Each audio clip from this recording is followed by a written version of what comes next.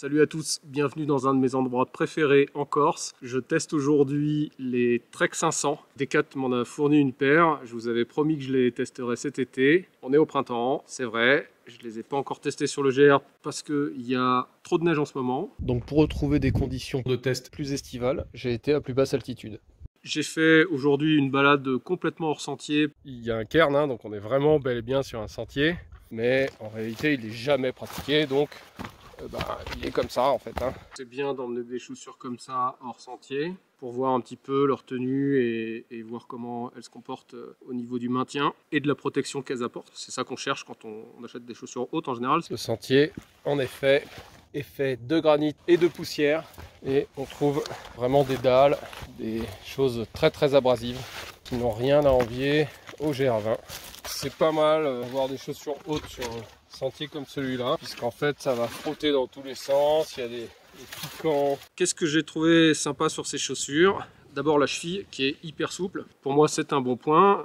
Si vous êtes très très sensible des chevilles et vous faites tout le temps des entorses, vous apprécierez peut-être pas ça, mais moi je trouve que c'est bien de laisser les chevilles travailler, ça représente quand même un bon garde-fou en cas d'entorse. Leur légèreté, alors j'ai trouvé qu'elles se laissaient pas beaucoup sentir aux pieds. Ces chaussures ont fait aujourd'hui 1200 mètres de dénivelé positif et à peu près 1000 mètres de négatif. J'ai beaucoup aimé le fameux tissu Matrix ici qui tient, il semblerait, toutes ses promesses en matière de solidité, puisqu'il n'y a pas de pare-pierre ici. Je les ai frottés contre le granit plusieurs fois et ça n'a pas l'air de les user tant que ça. Le pare-pierre a pris un petit peu cher là, mais ça va. La semelle, plutôt en bon état. J'ai beaucoup aimé le compromis d'amorti. En fait, la semelle est suffisamment rigide, mais pas trop. Moi, j'aime pas du tout les semelles rigides et j'avoue que pour des chaussures hautes, j'ai trouvé que cette semelle, je pense que c'est du PU, c'est pas de l'EVA, je crois pas. Cette semelle est très très costaud. L'amorti est un très bon compromis quand on porte un sac à dos. J'ai été surpris aussi par le grip. A priori, c'est pas du méga grip, le Vibram, mais c'était quand même pas mal. C'est vrai que quand elles sont neuves, c'est sympa. Bon, en même temps, c'était sur le sec. De ce point de vue-là, c'est réussi au niveau de la semelle. On va parler maintenant des choses que j'ai moins aimées. Alors, en fait, ça concerne surtout leur forme. Moi, vous le savez, j'ai le pied plutôt large à l'avant et j'ai un talon, on va pas dire étroit, mais en tout cas, j'aime bien avoir une bonne pince au niveau du talon. La pince talon, c'est le fait d'avoir ici quelque chose de serré, voilà, comme ça. Et en fait, cette chaussure, elle ne l'est pas du tout serrée ici. Et ça, c'est un petit peu dommage. En fait, on a vraiment beaucoup de mouvement de la cheville à l'intérieur, au niveau de cette zone là en particulier. Je trouve qu'il y a énormément de volume ici.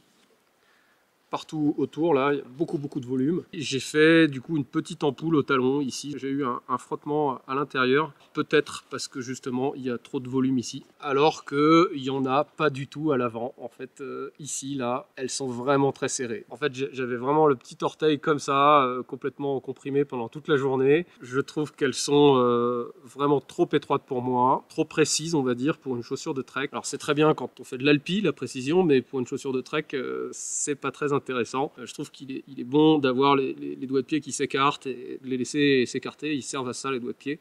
De ce point de vue-là, cette chaussure ne me convient pas. C'est compliqué de connaître son pied. Moi, je connais mon pied et je l'ai scanné parce que j'ai eu beaucoup de clients podologues et je les ai harcelés de questions. J'ai aussi harcelé tous les bootfitters que j'ai eu dans ma vie puisque j'ai commencé le ski de rando il y a à peu près 6 ans. Et en 6 ans, j'ai essayé 7 paires de chaussures différentes. En fait, j'arrivais pas à trouver de chaussures de ski qui m'allaient et je rachetais une paire chaque année. Donc, j'ai creusé la question de la forme de mon pied. On n'a pas tous énormément d'informations sur notre propre pied. Comment faire pour en avoir? Commencez par aller dans un magasin de chaussures, demander au vendeur l'espèce d'outil qui vous permet de mesurer la longueur de vos pieds. C'est très bon signe si ils ont choisi l'outil qui mesurait également la largeur. Voilà, moi c'est personnellement un des signes qui me font dire que le magasin prend les choses au sérieux. Donc déjà, savoir si vous avez le pied large ou le pied fin, au-dessus de 103, on va dire, on considère qu'on commence à avoir vraiment le pied bien large. Moi, je fais 105 au méta, donc le méta, c'est ça, c'est la largeur ici. Eh bien, moi, je considère que j'ai les pieds quand même plutôt larges. Après, vous avez une question de volume de coup de pied. Quand une voûte plantaire est courbée, on a aussi un bon coup de pied, un bon volume de coup de pied, ce qui est logique. À l'inverse, un pied plat va avoir pratiquement pas de volume au niveau du coup de pied. Et puis je sais que ma cheville est quand même relativement étroite et que j'ai un talon qui a une bonne pince. En tout cas, je sais que j'aime bien être tenu au niveau du talon, ça c'est sûr. Alors ce qui est très curieux, c'est qu'en fait dans sa conception, vous l'avez noté en magasin, il y a cette petite sangle ici qui sert à réduire le volume au niveau du coup de pied.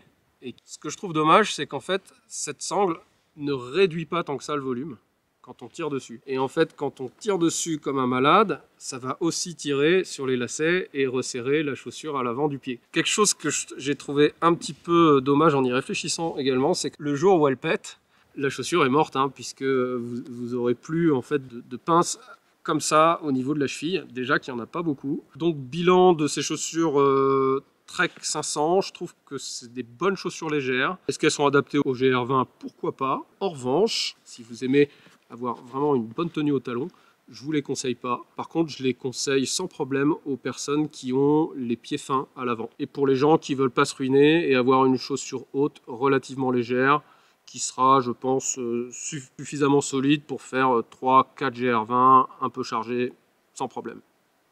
Voilà, allez, ciao!